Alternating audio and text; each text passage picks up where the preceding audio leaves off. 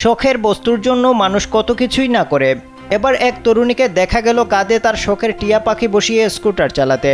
ইতিমধ্যে সামাজিক যোগাযোগ মাধ্যমে এই ভিডিও ভাইরাল হয়েছে। ভিডিওতে দেখা যায় হলুদ টিয়ার সারা শরীরে রং বেরঙের ছাপ। টিয়া পাখিকে কাঁধে বসিয়ে স্কুটার চালাচ্ছেন তরুণী। পাখিটিও চুপচাপ বসে আছে। সেই রাস্তা দিয়েই অটোরিকশা করে যাচ্ছিলেন এক ব্যক্তি। দৃশ্যটি তার নজরে পড়ায় তিনি তা ক্যামেরাবন্দি করেন। ভিডিওতে আরও দেখা যায় ব্যস্ত রাস্তায় ছুটে চলেছে বাস, ট্রাক সহ অন্যান্য গাড়ি। তার ভেতর দিয়েই স্কুটার চালিয়ে যাচ্ছেন ওই তরুণী। তার পেছনে বসে আছেন আরেক তরুণী।